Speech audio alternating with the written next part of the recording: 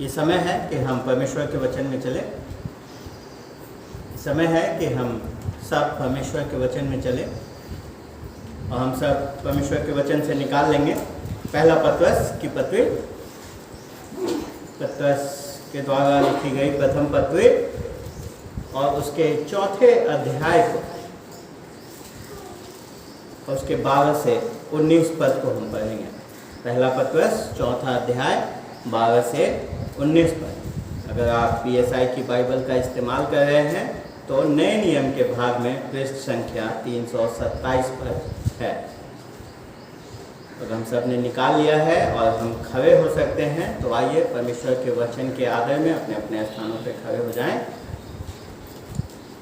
और पढ़ेंगे पहला पत्रस चौथा अध्याय 12 से 19 पद। ये परमेश्वर का वचन है और परमेश्वर के वचन में इस प्रकार लिखा है, हे प्रियो, जो दुख रूपी अग्नि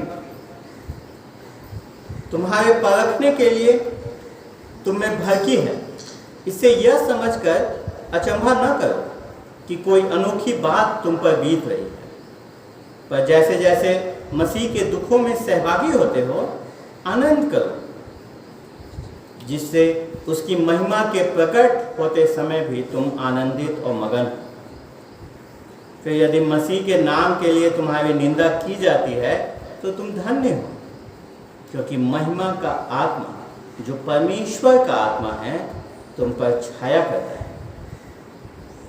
तुम में से कोई व्यक्ति हत्यारा या चोर या कुकर्मी होने या पराये काम में हाथ डालने के कारण दुख न पाए, पर यदि मसीही होने के कारण दुख पाए तो लज्जित न हो, पर इस बात के लिए परमेश्वर की महिमा करें, क्योंकि वह समय आ पहुंचा है कि पहले परमेश्वर के लोगों का न्याय किया जाए, और जबकि न्याय का आरंभ हम ही से होगा तो उनका क्या अंत होगा जो परमेश्वर के सुसमाचार को नहीं मानते। और यदि धर्मी व्यक्ति ही कठिनाई से उद्धार पाएगा तो भक्तिहीन और पापी का क्या ठिकाना। इसलिए जो परमेश्वर की इच्छा के अनुसार दुख उठाते हैं वे भलाई करते हुए अपने अपने प्राण को विश्वास योग्य सृजनहार के हाथ में सौंपते हैं। तो परमेश्वर का वचन है। हम सब अपने स्थानों पर बैठ जाएं। आइए हम प्रार्थना करें। प्रभु जी, हम धन्यवाद देते हैं आपको, आपके वचन के लिए धन्यवाद देते हैं परमेश्वर कि आपका वचन हमारे संग साथ है। तो जी, आपने हमें अपना वचन दिया कि हम आपको जान सकें, आपकी इच्छाओं को जान सकें प्रभु जी, और उसमें हम अपने आप को शामिल करने वाले हो सकें। प्रभु जी, इस समय में हम धन्यवाद देते हैं इस वचन के लिए जो पढ़ा गया। विनती करते हैं प्रभु जी कि जब इस वचन पे हम मनन करते हैं आपका आत्मा हम सबको समझ ज्ञान बुद्धि प्रदान करे, ताकि इस वचन को हम समझ सकें और ये वचन हमें जिस दिशा में ले जाना चाहता है प्रभु जी उस दिशा में जाने वाले हो सकें। प्रभु, आप हमारे हृदयों को तैयार करें कि आज का वचन प्रभु जी हमारे जीवन में उतरने वाला हो सके और प्रभु जी उसके द्वारा हम आपके पुत्र प्रभु यीशु मसीह की समानता में और आगे बढ़ने वाले हो सकें। प्रभु जी, हम आपके ही समझ को मानते हैं, आपकी दया को मानते हैं। धन्य परमेश्वर कि इस समय में हम सब आपकी आवाज़ को सुनने वाले हो सकें, यीशु के नाम से आमीन।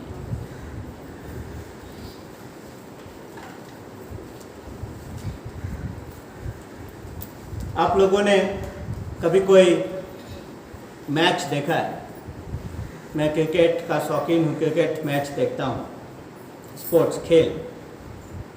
तो जब टीम मैदान में आते हैं तो वो सब मैं देखता हूँ कि वो एक गोल बना लेते हैं और उस गोल में जो कप्तान होता है, कोच होता है, वो कुछ बोलता है, कुछ देर बोलता है और वो क्या बोलता है हमें सुनाई नहीं देता, पर ये अवश्य ही प्रतीत होता है कि वो उन्हें उस समय में कुछ ऐसे शब्द बोल रहा है जिससे के द्वारा वो कुछ ज़्यादा प्रोत्साहित, ताकि खास करके जब आप टेस्ट मैच देख रहे होते हैं, आपको पता है 5 दिन का खेल होता है, लोग थके होते हैं आखिरी दिन में। अभी जो फाइनल सेकंड टेस्ट हुआ भारत और इंग्लैंड के बीच में, 5वें दिन में मैंने देखा कि जब वो थके हुए थे, बुझे हुए से थे, लग रहा था कि हारने के कगार पे हैं, जीत नहीं सकते हैं, उस समय में भारत के कप्तान ने कुछ उन्हें कहा उस गोल में, और अचानक से पूरी टीम इतनी ज़्यादा प्रोत्साहित हुई कि हम जानते हैं उसका परिणाम क्या हुआ कि हम सब उस टेस्ट मैच को जीत गए जो एक समय में हारा हुआ लग रहा।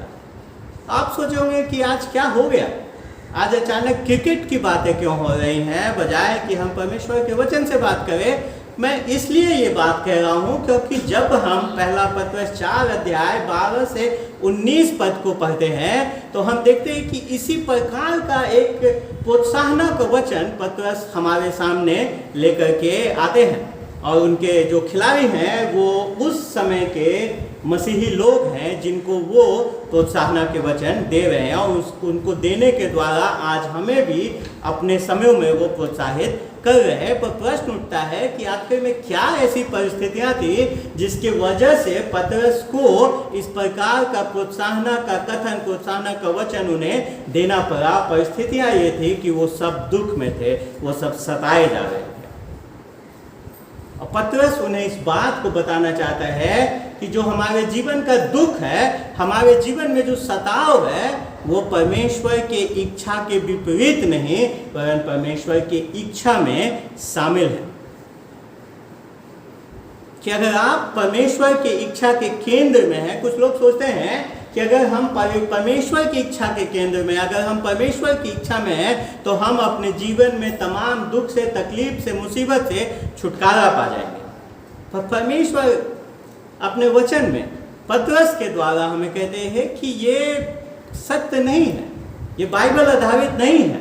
अगर आप अगर ये सुन करके यहाँ आए हैं कि शायद आप आएंगे और मसीह हो जाने के कारण आप अपने जीवन के दुख से, तकलीफ से, मुसीबत से छुटकारा पा जाएंगे, तो आप सबसे बड़ा झूठ सुन करके यहाँ पे आए हैं। क्योंकि परमेश्वर की इच्छा के केंद्र में होने का मतलब ये नहीं है कि आप अपने दुख, तकलीफ, मुसीबत से छुटकारा पा जाएंगे। पर पतरस उन्हें बताता है कि अगर आप किसी प्रकार के दुख में हैं, अगर आप सताव में हैं, अगर आप तकलीफ में हैं, तो इसका मतलब है कि आप परमेश्वर की इच्छा के अनुरूप जी रहे हैं, आप परमेश्वर की इच्छा के केंद्र में हैं। कुछ नए विश्वासियों को ये सुन करके बड़ा ही अचंभा लगेगा, वो अचंभित हो जाएंगे, आश्चर्यचकित हो जाएंगे कि शायद मसीह होने का मतलब ये नहीं है, मसीह होने का मतलब ये नहीं है कि आप तमाम दुख से, तकलीफ से, मुसीबत से छुटकारा पा जाए। लेकिन परमेश्वर का वचन स्पष्ट रूप से कहता है कि दुख, तकलीफ, मुसीबत एक मसीही जीवन का सामान्य अंग है, सामान्य अंग है। और पतरस की पत्री का हम निरंतर अध्ययन करते आ रहे हैं। अब देख रहे थे कि पहले पतरस में कई बार पतरस इस बात को कहते हैं। पहले अध्याय के 6 से 7 पद में वो परीक्षाओं के बारे में बात करते हैं, दूसरे अध्याय के 21 पद में, और इसी अध्याय के प्रथम पद में वो उस आने वाले दुख, सताव के बारे में बात करते हैं, बताते हैं कि जो दुख है, जो सताव है, वो मसीही जीवन के लिए, मसीही लोगों के लिए, मसीह के अनुयायियों के लिए, मसीह के चेलों के लिए एक सामान्य बात है। तो प्रश्न उठता है जिसका आज हम सामना करेंगे, वो ये है कि आखिर में ऐसे दुख के समय में एक मसीही को क्या करना चाहिए। एक मसीह होने के नाते जब हम दुख का सामना कर रहे हों, तकलीफ का, सताव का सामना कर रहे हों, तो हमारा प्रत्युत्तर क्या होना चाहिए। और पहले पत्रस 4 अध्याय 12 से 19 पद में परमेश्वर हमें कुछ खास निर्देश देते हैं जो हम सबको अपने दुख में, तकलीफ में, मुसीबत, सताव में हमें उसी प्रकार का प्रत्युत्तर देना चाहिए। क्योंकि एक बात स्पष्ट है कि अगर आप मसीह जीवन को लेकर के गंभीर हैं, अगर आप मसीही तौर तरीके से जीने के लिए गंभीर हैं, अगर आप बाइबल के शिक्षाओं के आधारित जीवन जीने के लिए गंभीर हैं, तो दुख, तकलीफ, मुसीबत और सताव अवश्य, उसका आना अवश्य है, उसको कोई टाल नहीं सकता है, आपका विरोध होना अवश्य है। और इसीलिए पतरस पहला जो बात हमें आज के इस खंड में कहता है, पहला प्रत्युत्तर हमारा ये होना चाहिए कि हमें इसका उम्मीद रखना है, हमें इसकी आशा करनी है। मतलब कि ये ऐसा नहीं है कि ये अचंभे वाली बात हो, हमें जानना है कि ये हमारे जीवन में एक ऐसा सत्य है जो अटल है, जो टल नहीं सकता, जिसका आना अवश्यंभावी है। इसीलिए पतरस कहता है चौथे अध्याय के 12 पद में कहता है, अचंभा न करो। अगर दुख तुम्हारे जीवन में आती है, दुख रूपी अग्नि अगर तुम्हारे जीवन में आती है, तो अचंभा न करो। शब्द जो जिस शब्द का इस्तेमाल पतरस मूल भाषा में करता है, वो एक प्रकार से है जैसे कि कोई अचानक से आपके घर में आ जाता है। कभी आपने देखा है कि जो गेस्ट का, जिस मेहमान का आप कभी कल्पना नहीं कर रहे हो, वो अचानक से आपके दरवाजे पे पहुंच जाए, आपके कुंडी खड़का दे, तो आप उसको देख के लगता है तुम कहाँ से, यहाँ अचानक कैसे आ गए। और वही चीज कह रहा है, वो कह रहा है पतरस कि मेहमान के लिए तो ठीक है इस प्रकार से अचंभित होना, लेकिन अपने आने वाले दुख के लिए इस प्रकार से तुम अचंभित न हो। वो तुम्हारे लिए अचंभे की बात न हो, आश्चर्यजनक बात न हो। पर हमें इस बात को समझने का प्रयास करना है कि पतरस यहाँ पे किस प्रकार के दुख के बारे में बात कर रहा है। वो हमारे जीवन के प्रत्येक दिन आने वाली कठिनाइयों वाले दुख के बारे में बात नहीं कर रहा है। उसके जहन में, उसके दिमाग में एक खास प्रकार का दुख है जिसके बारे में वो यहाँ पे बात कर रहा है, और वो दुख है सताव, वो दुख है सताए जाने।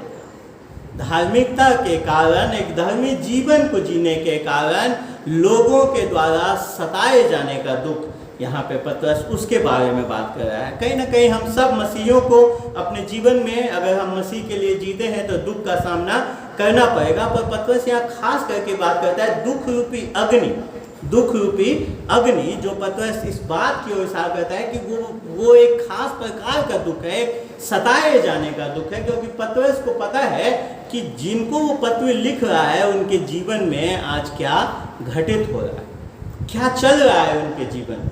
और क्या चल रहा है हम सब जानते हैं कि जो सम्राट नीरो था रोम का, उसने पूरे रोम में आग लगवा दी, रोम को वापस अपने हिसाब से बनवाने के लिए, और बलि का बकरा उसने मसीहियों को बनाया।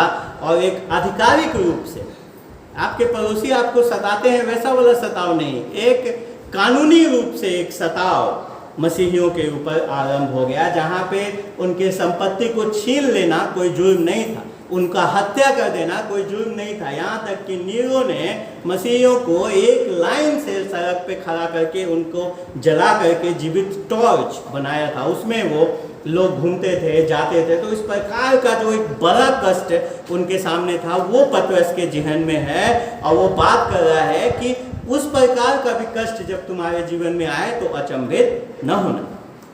कहते हैं ये अचंभे की बात नहीं है, इसका तो तुम्हें उम्मीद रखना है, इसका तो तुम्हें आशा रखना है कि ऐसा दुख मेरे जीवन में आएगा। ये कोई अचंभे की बात नहीं है। आज थोड़े से सताव में, थोड़े से पीड़ा में हम बहुत उद्वेलित हो जाते हैं, हम बहुत विचलित हो जाते हैं। पर पतरस हमारे पूर्वजों को 2000 वर्ष पूर्व इन बातों को कह करके हो गया कि ये कोई अचंभे की बात नहीं है। अगर कलीसिया पे दुख आए, कलीसिया पे इस प्रकार का सताव आए, तो अचंभा मत करो। और हम सब यहाँ बैठे हैं, शायद इस प्रकार के दुख से कभी नहीं गुजरे, इस प्रकार के सताव से कभी नहीं गुजरे हैं। पर मेरे प्रियो, सताव सिर्फ और सिर्फ शारीरिक नहीं है, सताव मानसिक है, सताव भावनात्मक है।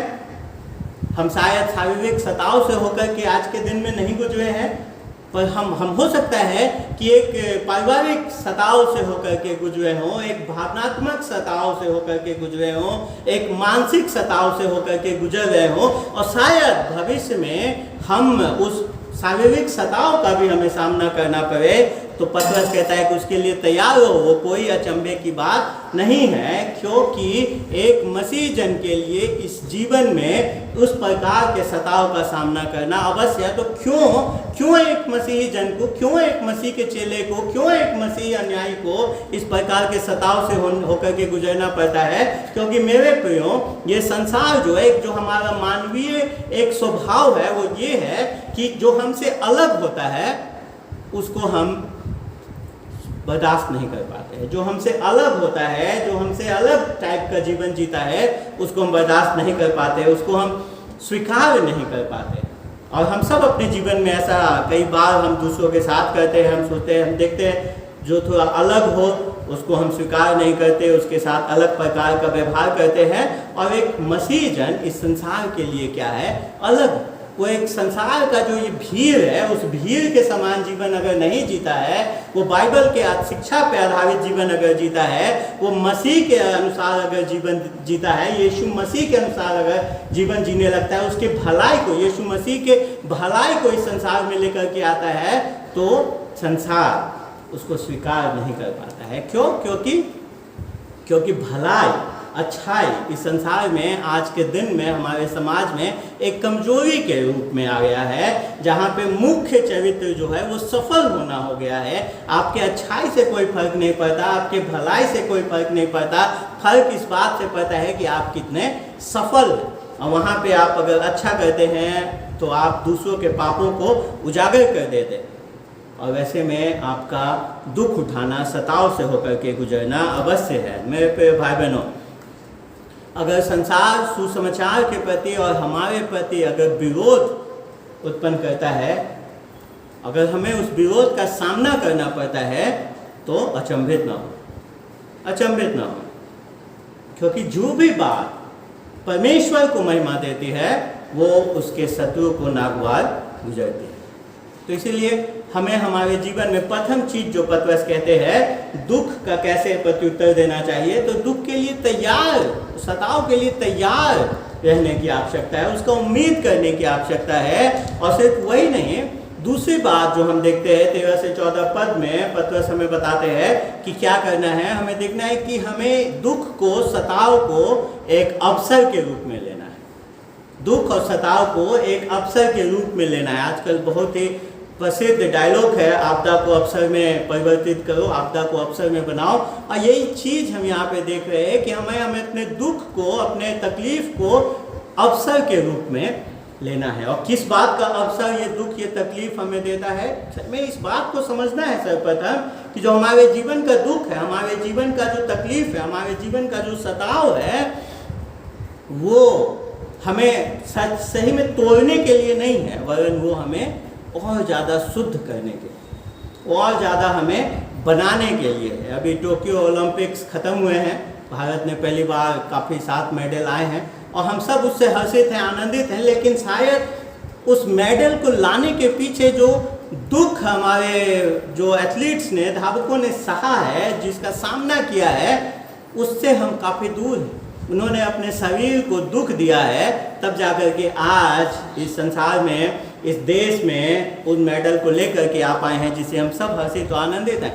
और कई बार हम सब आभूषण पहनना पसंद करते हैं, सोना पहनना पसंद करते हैं, पर एक सोना जो है वो ज़मीन से निकलने के बाद आपके शरीर का शोभा बढ़ाने से पहले उन्हें किन दौर से, किस परीक्षा से, किस मुश्किल से होकर के गुजरना पड़ता है, हम उसको कभी नहीं देखते हैं, उसको कभी नहीं जानते हैं कि कितना ज़्यादा आग से होकर के जब गुजरता है। कहते हैं ना कि आग से जब गुजरता है तो सोना कुंदन होता है, तो उससे होकर के गुजरता है, तब वो किसी के देह की, किसी के हाथों की, किसी के कानों की, किसी के गले की शोभा को बढ़ा पाता है। और परमेश्वर हमें इस बात को समझना है कि हमें हमारे दुख, तकलीफ, मुसीबत के द्वारा हमें वही शोभा उस राज्य के लिए इस संसार में शोभा के रूप में बनाना चाहता है। हमें इस बात को समझना है, तभी हम इस दुख को, इस तकलीफ को एक अवसर के रूप में ले पाएंगे। और क्या अवसर ये दुख, ये तकलीफ प्रदान करता है? ये अवसर देता है हमें मसीह के साथ सहभागिता का, मसीह के साथ संगति का। मेरे प्रियो, 13 पद में पतरस कहते हैं कि जैसे जैसे मसीह के दुखों में सहभागी हो, तो मेरे प्रियो, हम इस जीवन के उपरांत अनंत जीवन में मसीह के साथ सहभागी होंगे, उसके महिमा के साथ सहभागी होंगे। लेकिन यही एकमात्र जीवन है हमारे पास जहाँ पे हम मसीह के दुखों के साथ सहभागी हो सकते हैं। पतरस कहता है कि मसीह के दुखों के साथ, तो हम क्या अवसर है हमारे पास कि हम मसीह के दुख के साथ सहभागी होते हैं, हम मसीह में सहभागी होते हैं। और कहता है इसलिए तुम क्या करो, आनंद करो। पहले कहता है अचंभा मत करो, अब क्या करो, दुखों में आनंद करो, उसको क्या करो, उसकी महिमा करो, उसमें मगन हो जाओ। और कैसे हम कर सकते हैं? जब हम इस बात को समझेंगे, जब हम इस बात को जानेंगे कि हम वास्तविक रूप से अगर जो दुख का सामना कर रहे हैं तो हम उन दुखों में शामिल हो रहे हैं जो मसीह ने उठाए। हम मसीह के दुखों के साथ सहभागी होते हैं। आपको याद है दानियल उसका 3वां अध्याय जब हम पढ़ते हैं तो हम देखते हैं कि एक 3 लोगों को वहाँ के राजा ने एक जलती भट्ठी में फेंक दिया। क्यों? क्योंकि उन्होंने उसके सामने झुकने से इनकार कर दिया। एकमात्र परमेश्वर के सामने वो झुकते थे। पर जब वो 3 सद्रक मेशक अबेदनगो जब उसमें जाते हैं तो क्या देखता है राजा? कहता है कि मैंने 3 को नहीं फेंका था, ये चौथा कौन है? मनुष्य के पुत्र का सा दिखाई देता है, ये चौथा कौन है? वो चौथा कौन था मेरे पे? चौथा प्रभु यीशु मसीह, वो चौथा हमारा प्रभु था। और यही हमारे लिए जाता है। हम दुख में, तकलीफ में, सताव में अकेले नहीं जाते। हमको लगता है कि हम अकेले इस दुख, इस सताव में हम आ गए हैं, लेकिन मसीह हमारे साथ होता है। उस दुख में, उस तकलीफ में, उस सताव में मसीह हमारे साथ होता है। तो जब हम उस सताव से होकर के गुजर रहे होते हैं, हमें इस बात को नहीं भूलना है कि ये अवसर है हमारे लिए मसीह के साथ सहभागी होने का, क्योंकि मसीह ने हमसे वायदा किया है कि पृथ्वी के छोर तक मैं तुम्हारे साथ हूँ। मेरे प्रियो, अगर आप सताव से होकर के गुजर रहे हैं तो इस बात को ध्यान दीजिए कि हर एक मसीही को परमेश्वर इस योग्य नहीं पाता, हर एक मसीही को परमेश्वर इस योग्य नहीं पाता कि उसे इस सताव से होकर के गुजरने का सौभाग्य मिले, इस दुख से होकर के गुजरने का सौभाग्य मिले, जहाँ वो अपने आप को मसीह के साथ सहभागी समझे। मेरे प्रियो, जब प्रेरितों के काम हम पढ़ते हैं 5वें अध्याय में आते हैं, हम देखते हैं कि जो वहाँ के अगुवे थे, पतरस था, यूहन्ना था, उनको पकड़ लिया गया, उनको पीटा गया और कहा गया कि तुम आज से प्रभु यीशु मसीह के बारे में कोई बात नहीं करोगे। क्या था उनका प्रत्युत्तर? क्या किया उन्होंने? वहाँ लिखा है 5वें अध्याय में 41 और 42 पद में, प्रथम चीज वो कहते हैं, वो इस बात से आनंदित होकर महासभा के सामने से चले गए कि हम उसके नाम के लिए अपमानित होने के योग्य तो ठहरे। और वही नहीं, वो प्रतिदिन मंदिर में और घर घर में उपदेश करने और इस बात का सुसमाचार सुनाने से कि यीशु ही मसीह ना रुके। दुख के बावजूद, सताव के बावजूद वो न रुके और साथ ही साथ वो उस दुख के लिए आनंदित हुए। तो ये हमारी जवाबदेही है, ये हमारा फर्ज है, ये हमारा कर्तव्य है कि जब हम दुख उठाएं, जब हम तकलीफ से होकर के गुजरें, जब हम सताव से होकर के गुजरें, तो हम उसे अवसर के रूप में लें, मसीह के साथ हमारी पहचान होने के अवसर के रूप में ले, मसीह के साथ सहभागिता के अवसर के रूप में ले। स्तिफनुस पे जब पथरवाह हो रहा था, स्तिफनुस क्या देखता है? क्या देखता है कि मसीह की महिमा उसके सामने है। महिमावान मसीह को वो देखता है अपने मृत्यु से पहले, जो खड़ा होकर के उसके स्वागत का इंतजार कर रहा है। तो हमें इस बात को समझना है कि जब हम इस प्रकार के दुख, तकलीफ और खास करके सताव से होकर के गुजरते हैं, वो हमारे जीवन में एक अवसर है मसीह के साथ सहभागी होने का, मसीह के साथ पहचान हमारे होने का। और उतना ही नहीं, उसके साथ ही साथ वो अवसर है कि हम पवित्र आत्मा के सेवकाई का अपने जीवन में अनुभव करें। 14-15 पद में इसी बात को वो कहता है कि फिर यदि मसीह के नाम के लिए तुम्हारी निंदा की जाती है तो तुम धन्य हो, क्योंकि महिमा का आत्मा, जो परमेश्वर का आत्मा है, तुम पर छाया करता है। प्रियो, इससे पहले भी के अध्यायों में भी हम इससे पहले भी खंड में पढ़ चुके हैं कि जब हम दुख से होकर के गुजरते हैं तो जैसे दुख के बाद, अपने सताव के बाद मसीह महिमावान हुआ, वैसे हम भी महिमावान होंगे। लेकिन यहाँ पे सिर्फ वही बात नहीं है, जब जब जब हम दुख से होकर के गुजर रहे होते हैं, उस खास क्षण में भी मसीह का आत्मा, जो महिमा का आत्मा है, हम पर छाया करता है। हम उसके उपस्थिति को अपने साथ, अपने जीवन में अनुभव कर पाते हैं। और साथ ही साथ 16वें पद में कहते हैं एक और अवसर प्रदान करता है ये दुख, ये सताव हमारे जीवन में, और वो क्या है कि हम परमेश्वर की महिमा करें। कई बार जब हम दुख से होकर के गुजर रहे होते हैं तो हम सोचते हैं, या कि कोई हमारे जीवन में तकलीफ हो तो हम सोचने लगते हैं कि शायद हमारे जीवन में कोई पाप है, शायद हमने कुछ गलत किया है, इसलिए ये दुख हमारे जीवन में है। इसमें कोई दो राय नहीं कि हमारे पाप का परिणाम, हमारे गलत कार्यों का परिणाम हमें भुगतना पड़ता है, लेकिन हमारा परमेश्वर इस प्रकार से कार्य नहीं करता है, क्योंकि प्रभु यीशु मसीह पहले ही हमारे सारे पापों के लिए बलिदान हो चुका है। उसने सारे पापों का दाम चुका चुका है। तो अगर हम किसी सताव से गुजर रहे हैं, दुख से गुजर रहे हैं, तो इसका ये मतलब नहीं कि शायद हम अपने पाप की वजह से वो ऐसा दुख भोग रहे हैं, वरन वो अवसर है हमारे लिए कि उसमें भी हम परमेश्वर की क्या करें, महिमा करें। तो सर्वप्रथम हमने देखा कि हमें दुख का, आने वाले सताव का, आने वाले दुख का, तकलीफ का, पीड़ा का उम्मीद करना है, वो अचंभित नहीं होना है। उसके बाद उसके अवसरों को तलाशना है कि वो हमें क्या अवसर प्रदान करता है।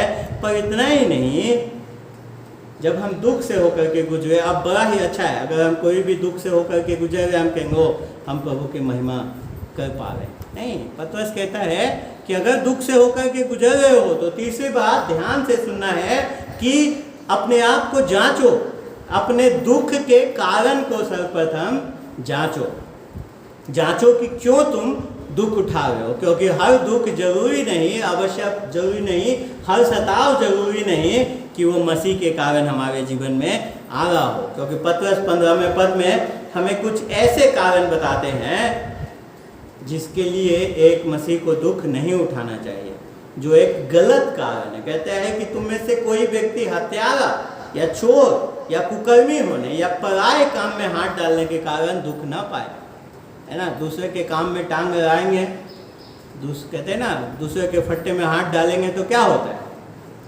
मारेगा, कुछ भी करेगा, और हम क्या कहेंगे, ओ हम मसीह के कारण दुख उठा लेंगे।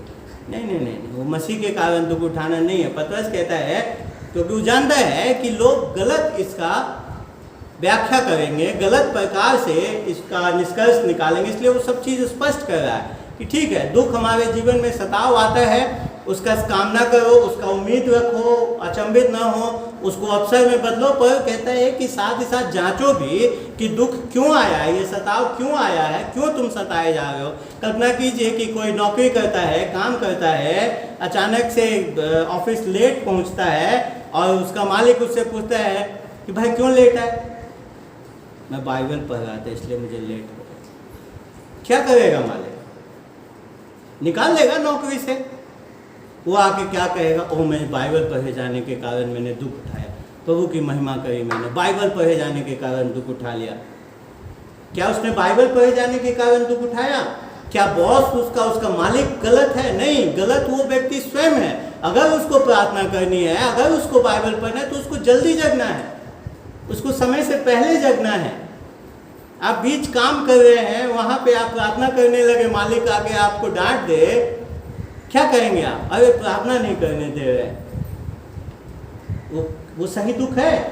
नहीं है। वही बात पतरस यहाँ पे कह रहे हैं कि सही कारण होना चाहिए दुख उठाने का। अपने आप अपने दुखों का क्या करो, जांच करो। इस प्रकार के कारणों के कारण, किसी के हत्या करने के कारण, चोरी करने के कारण, कुकर्मी होने के कारण, दूसरे के कामों में हाथ डालने के कारण अगर दुख उठाते हो तो वो मसीह होने के कारण दुख उठाने वाली बात नहीं है। कहता है सही कारण क्या है दुख उठाने का? 16वें पद में कहता है, पर यदि मसीह होने के कारण दुख पाए, मसीही होने के कारण दुख पाए तो लज्जित न हो।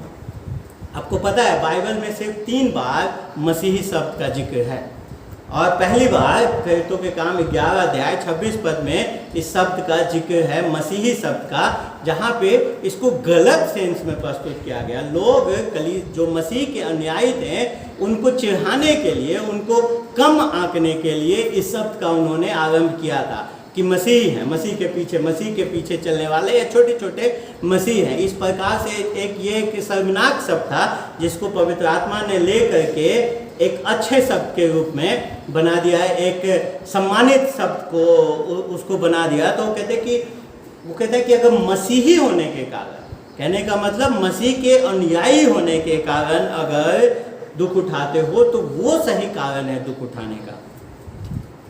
एक गलत कारण है दुख उठाने का और सही कारण है जब हम अपने जीवन से परमेश्वर की महिमा करते हैं, जब हम अपने जीवन से परमेश्वर को आदर देते हैं, मसीह को आदर देते हैं, और तब अगर हम दुख उठाते हैं, तब अगर हम सताव का सामना करते हैं, तो हम परमेश्वर के नाम को महिमा देते हैं, और तब हमें इसमें आनंदित होने की, हर्षित होने की आवश्यकता है।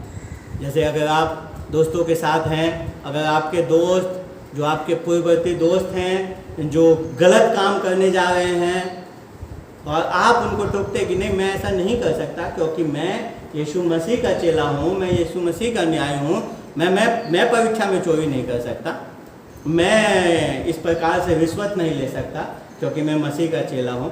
और तब जब आपको सताव का सामना करना पड़े, तब आप उसमें अपमानित महसूस ना होए, तब आप उसमें शर्मिंदा महसूस ना हो। क्यों? क्योंकि वो परमेश्वर की महिमा के लिए, तब हम परमेश्वर की महिमा करते हैं। जो झूठ बोलने के कारण दुख उठाना, चोरी करने के कारण दुख उठाना, उसमें परमेश्वर की महिमा नहीं है, वो गलत कारण है दुख उठाने के। सही कारण है दुख उठाने का जब आप मसीह के मूल्यों के अनुसार जीवन जीने लगते हैं, जो इस संसार से एकदम अलग है, संसार से एकदम भिन्न है, संसार जिसको बर्दाश्त नहीं करता, संसार जिसको स्वीकार नहीं करता, और वो आपको त्याग देगा, वो आपको फिर दुख देना शुरू करेगा।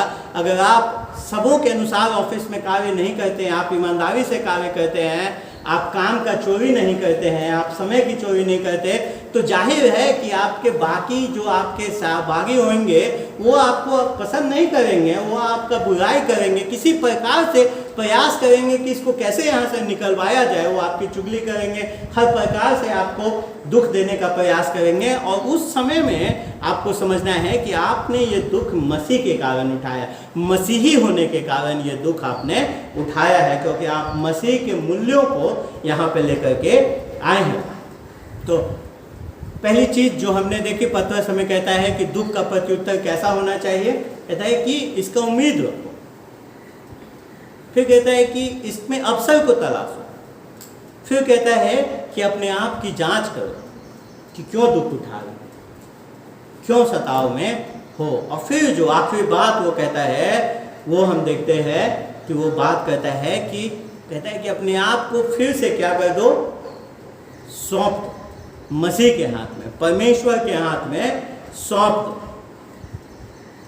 अपने परीक्षाओं के घड़ी में, अपने दुख के घड़ी में, अपने तकलीफ, अपने सताव के घड़ी में अपने आप को पूर्ण रूप से परमेश्वर के हाथ में सौंप दो। क्यों? क्योंकि जो हमारे जीवन का दुख है, जब हम दुख से होकर के गुजर रहे होते हैं, तकलीफ सताव से होकर के गुजर रहे होते हैं, तब जो हम कार्य करते हैं वो हमारे मसीह के प्रति सही समर्पण को, कितना हम समर्पित हैं, उसको उजागर करता है।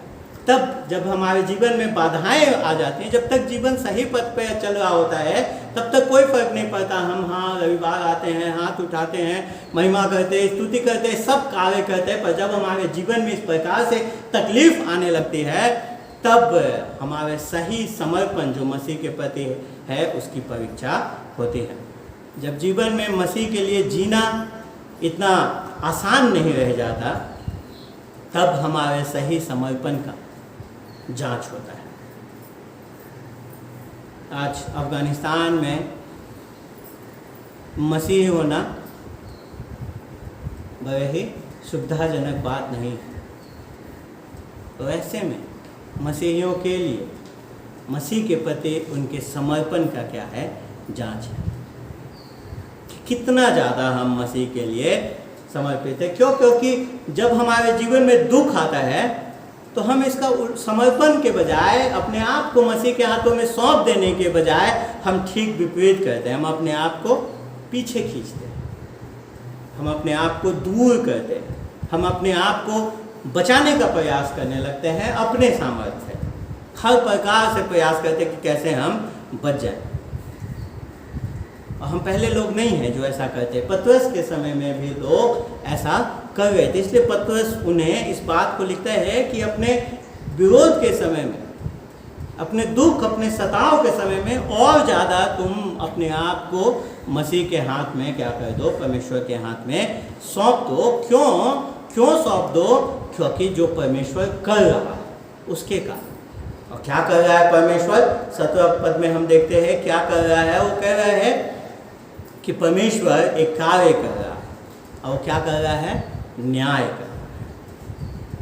न्याय बहुत ज़्यादा सुनने में अच्छा शब्द नहीं है, हम बहुत कम ही इसके बारे में सुनते हैं, लेकिन बाइबल न्याय के बारे में बहुत बात करता है, और ख़ास करके उस आखिरी दिन के न्याय के बारे में बात करता है। इब्रानियों 9 अध्याय 27 पद कहता है, जब मनुष्यों के लिए एक बार मरना, उसके बाद न्याय का होना नियुक्त है। प्रकाशित वाक्य 20 अध्याय 11 से 12 पद जब हम पढ़ते हैं, वहाँ लिखा है कि फिर मैंने एक बड़ा श्वेत सिंहासन और उसको जो उस पर बैठा हुआ है देखा। उसके सामने पृथ्वी और आकाश भाग गए, उनके लिए जगह न मिली। फिर मैंने छोटे बड़े सब मरे हुओं को सिंहासन के सामने खड़े हुए देखा, और पुस्तकें खोली गई। और फिर एक और पुस्तक खोली गई, अर्थात जीवन की पुस्तक। और जैसा उन पुस्तकों में लिखा हुआ था, वैसे ही उनके कामों के अनुसार मरे हुओं का न्याय किया गया। न्याय के बारे में बाइबल बहुत ही स्पष्ट है कि अविश्वासियों को उस परमेश्वर के न्याय का सामना करना अवश्य है, पर ऐसा नहीं है कि विश्वासियों को उस सिंहासन के सामने नहीं खड़ा होना पड़ेगा। रोमियो 14 अध्याय 10 पद कहता है, तू अपने भाई पर क्यों दोष लगाता है, या तू फिर क्यों अपने भाई को तुच्छ जानता है? हम सब के सब परमेश्वर के न्याय के सिंहासन के सामने खड़े होंगे। दूसरा कुरिन्थियों 5 अध्याय 10 पद कहता है, क्योंकि अवश्य है कि हम सब का हाल मसीह के न्याय आसन के सामने खुल जाए, कि हर एक व्यक्ति अपने अपने भले बुरे कामों का बदला जो उसने देह के द्वारा किए हो पाए।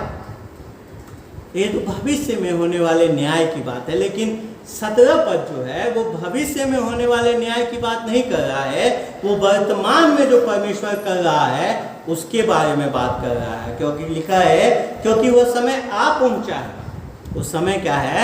आ पहुंचा है कि परमेश्वर का न्याय आरंभ हो। और ये न्याय कहाँ आरंभ हो रहा है? परमेश्वर कह रहा है अपने वचन में पतरस के द्वारा कि ये न्याय किसका आरंभ हो रहा है? परमेश्वर के लोगों, परमेश्वर के कलीसिया का न्याय, उसके बारे में यहाँ पे न्याय हो रहा है। अब आप कहेंगे कि भैया हमने तो सुना कि रोमियो 8 अध्याय 1 पद कहता है, अतः अब जो मसीह यीशु में है उन पर दंड की आज्ञा नहीं। या यूहन्ना 5 अध्याय 24 पद में लिखा है कि मैं तुमसे सच सच कहता हूँ कि जो मेरा वचन सुनकर मेरे भेजने वाले पर विश्वास करता है, अनंत जीवन उसका है, और उस पर दंड की आज्ञा नहीं होती, परंतु मृत्यु से पार होकर जीवन में प्रवेश कर चुका है। तो फिर पतरस किस न्याय की हम विश्वासियों के लिए, कलीसिया के लिए, जो प्रभु यीशु मसीह के अनुयायी हैं, उनके लिए ये किस न्याय की बात पतरस कह रहा है? मेरे प्रियो, ये न्याय पतरस जो बात कर रहा है वो न्याय उस दंड को पाने का न्याय नहीं, वरन ये न्याय है परमेश्वर के अनुशासन के बारे में, जो परमेश्वर अपने लोगों को अनुशासित करता है उसके बारे में। परमेश्वर अपने लोगों को, जैसे आप अपने बच्चों को, अगर आपके बच्चे हैं, आप उनको अगर वो गलत करते हैं आप उनको ताड़ना देते हैं, आप उनको हर प्रकार से कुछ दुख उनके जीवन में लेकर के आते हैं, उसके द्वारा ये नहीं कि आप उनको दंड दे रहे, आप उनको अनुशासित करते हैं कि वो सही दिशा में आगे बढ़े। और परमेश्वर इसी बारे में यहाँ पे अपने वचन में बात कर रहा है। जब वो कहता है कि इसका आरंभ हम ही से होगा, तो वो बात कर रहा है कि जो अनुशासन आज हमारे जीवन में परमेश्वर की ताड़ना, परमेश्वर का अनुशासन है, वो आपको याद है प्रेरितों के काम 5 अध्याय में क्या हुआ था। जब हनन्याह और सफीरा ने झूठ बोला था तो क्या हुआ था, परमेश्वर ने उसी समय न्याय किया था और वो पतरस के पैरों के नीचे क्या हो गए थे, मृतक पाए गए थे। पहला कुरिन्थियों 11 अध्याय 31 से 32 पद जब हम पढ़ते वहां लिखा है, यदि हम अपने आप को जांचते तो दंड न पाते, परंतु प्रभु हमें दंड देकर हमारी ताड़ना करता है। ये न्याय का जो बात है, ये जो दंड की बात है, वो हमारे कार्यों का परिणाम देना, फल देना नहीं है, क्योंकि उसके लिए मसीह पहले से कुर्बान हो चुका है।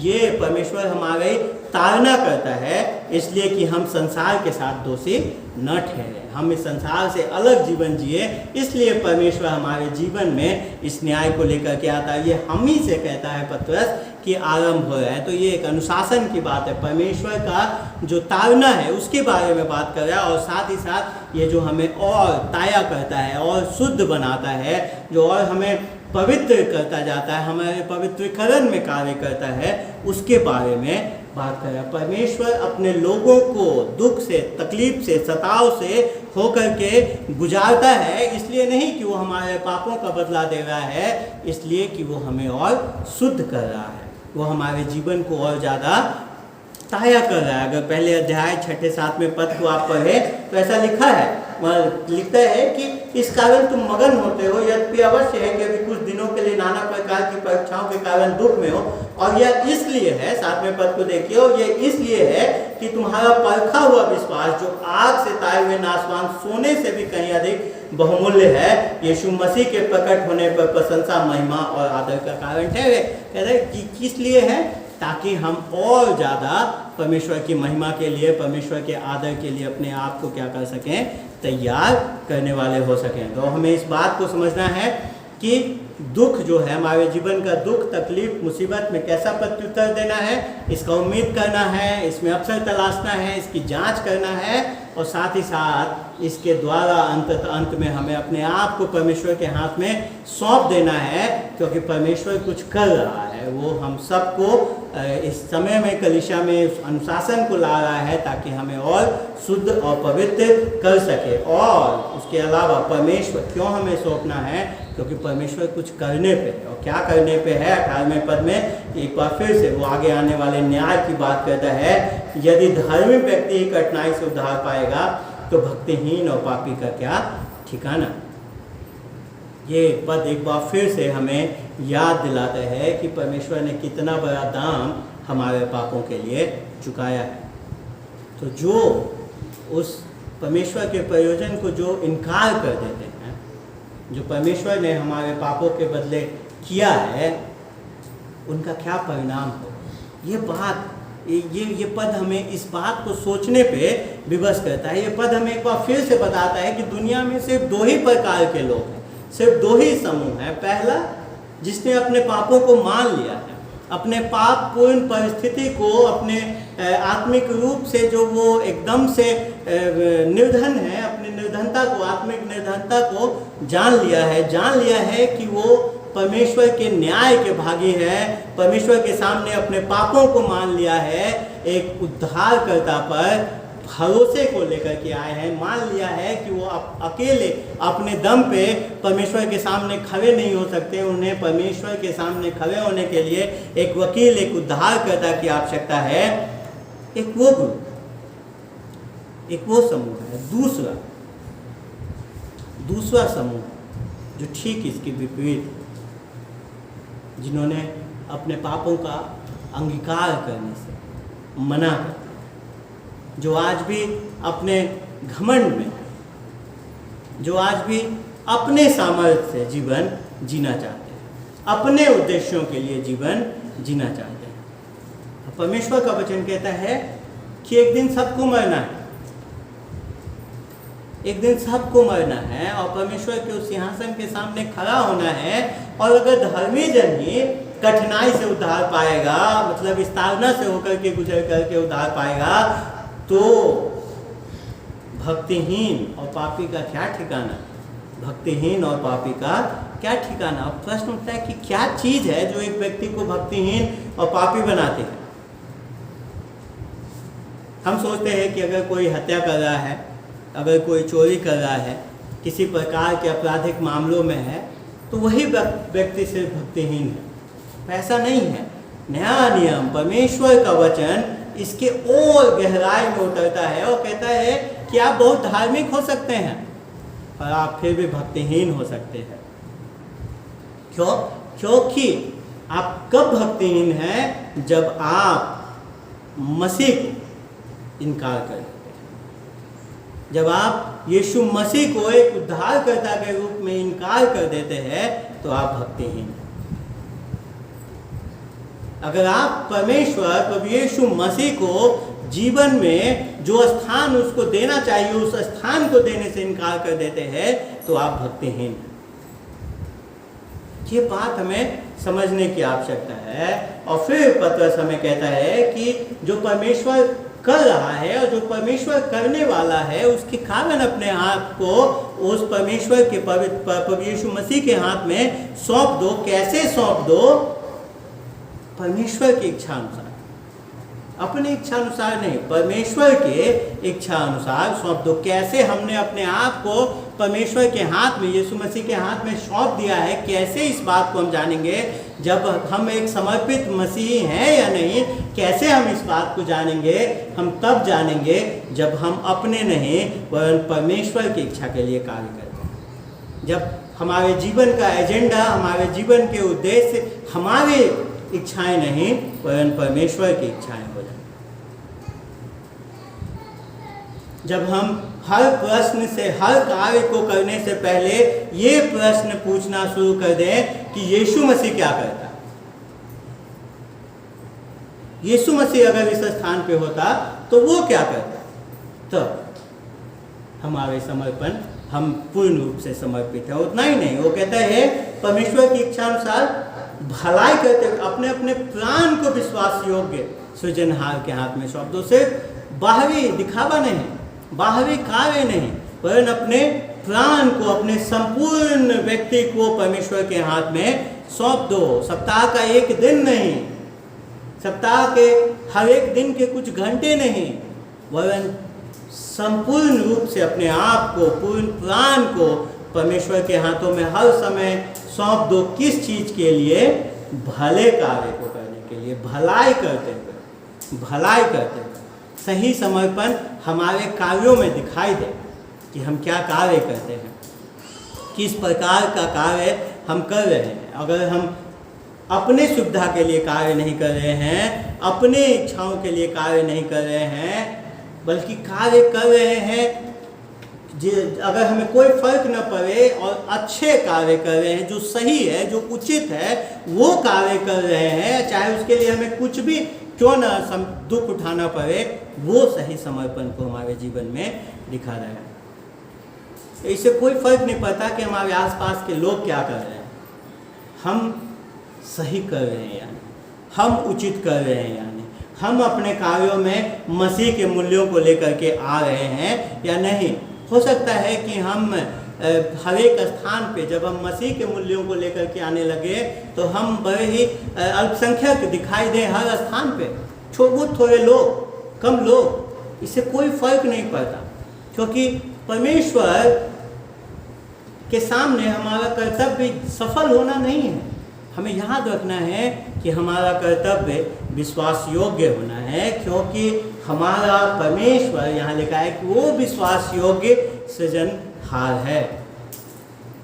और एक जो पूर्ण रूप से सही समर्पित व्यक्ति होगा यीशु मसीह के लिए, वो इस जागरूकता के साथ जिएगा कि परमेश्वर एक विश्वास योग्य सृजनहार है। तो इससे कोई फर्क नहीं पड़ता कि लोग क्या सोच रहे हैं, परमेश्वर क्या जानता है और परमेश्वर क्या सोचता है, ये हमारे जीवन में फर्क उत्पन्न करता है। लोग हमें असफल करेंगे, वो हमें नीचा दिखाएंगे, लेकिन हमें इस बात को सुनने और समझने की आवश्यकता है कि हम, परमेश्वर हमारे बारे में क्या सोचता है, परमेश्वर हमारे बारे में क्या जानता है, क्योंकि वो हमें कभी नीचा नहीं दिखाएगा, क्योंकि वो हमारा विश्वास योग्य सृजनहार है।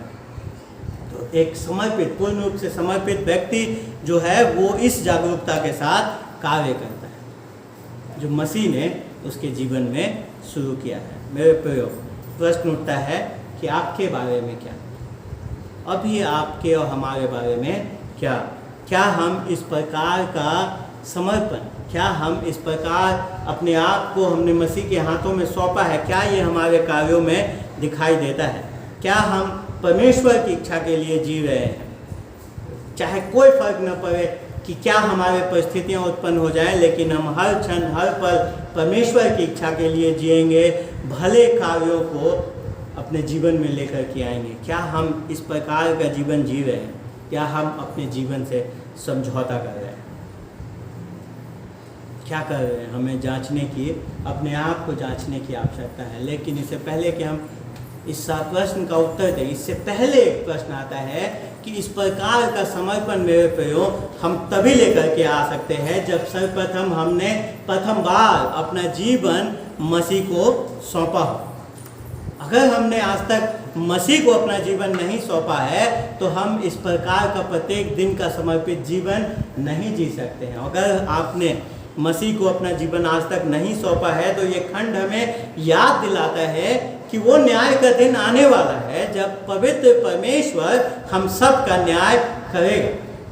पवित्र परमेश्वर हम सब का न्याय करेगा, क्योंकि अगर आपने मसीह पे भरोसा नहीं किया है तो आपने परमेश्वर के उस प्रयोजन को, पाप के लिए जो परमेश्वर का समाधान है, उसका आप तिरस्कार कर रहे हैं।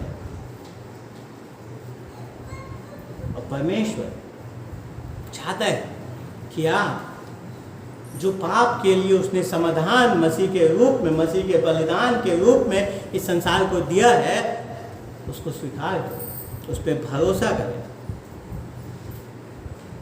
आप एक मसीह हो सकते हैं, लेकिन याद रखना है मसीह होने के कारण आपके जीवन से दुख, तकलीफ, मुसीबत तक, सताव खत्म नहीं हो जाएंगे, पर आप एक परमेश्वर के अनुशासन के अधीन रहेंगे। परमेश्वर के द्वारा आपकी ताड़ना होगी, एक प्रेमी परमेश्वर के द्वारा आपकी ताड़ना होगी, आपको एक अनुशासन में जीवन जीना परमेश्वर सिखाएगा। लेकिन अगर आप उसका इनकार करते हैं तो आप अपने आप के ऊपर उस परमेश्वर के कोप को, पवित्र परमेश्वर के कोप को लेकर के आते हैं जो अनंत काल का है। तो सवाल आपके सामने है, आप क्या चाहते हैं? मसीह आपका उद्धार करता हो या मसीह आपका न्याय? हमें याद रखने की आवश्यकता है कि सिर्फ और सिर्फ एक ही नाम है जो हमें उद्धार दे सकता है, वो है मसीह। और अगर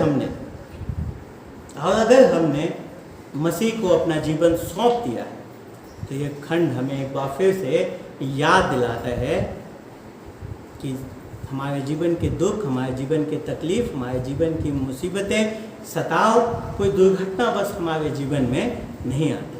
ये परमेश्वर के योजना का भाग है जो हमारे विश्वास को परखने के लिए है, ताकि वो दुख, वो तकलीफ हमें मसीह के संगति में, उसके सहभागिता में और नज़दीक लेकर के आए, ताकि जब दुख हमारे जीवन में आए तो हम अचंभित ना हो जाएं, वरन उसमें हम आनंदित हो सकें, उसमें हम मगन हो सकें, अपने आप को जांचने वाले हो सकें और ज़्यादा गहराई से अपने आप को परमेश्वर के हाथों में, मसीह के हाथों में पूर्ण रूप से सौंपने वाले हो सकें, ये जानते हुए कि हम उसके सिद्ध इच्छा में कार्यरत हैं। परमेश्वर हम सबको आशीष दें। आइए हम प्रार्थना करें।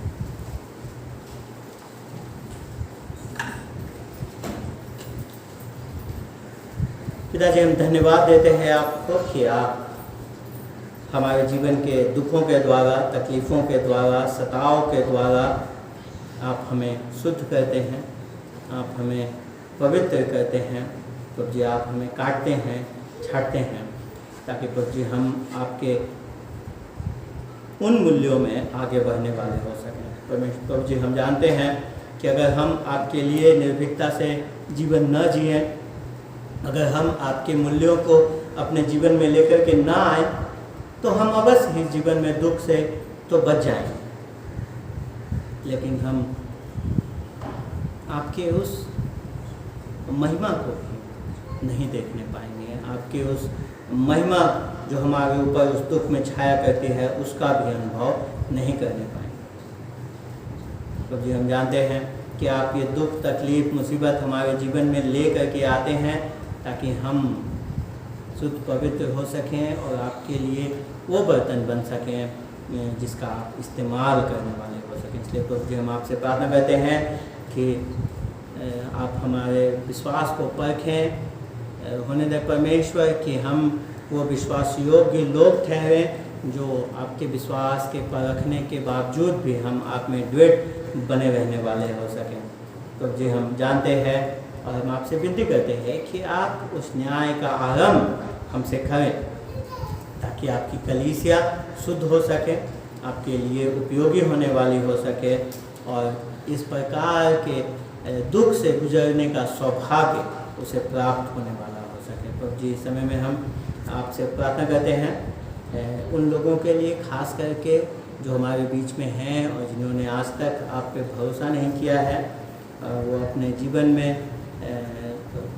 अपना ईमान प्रभु यीशु मसीह पे लेकर के नहीं आए हैं। विनती करते हैं प्रभु जी कि होने दें कि आप आज के इस दिन में उनके जीवन में कार्य करें ताकि वो अपने पापों से तौबा कर सकें और उद्धारकर्ता की आवश्यकता को अपने जीवन में पहचान सकें और प्रभु जी उस पर भरोसा लेकर के आने वाले हो सकें। तो उन सारी बातों को आपके पुत्र प्रभु यीशु मसीह के नाम से मांग लेते हैं, आमीन।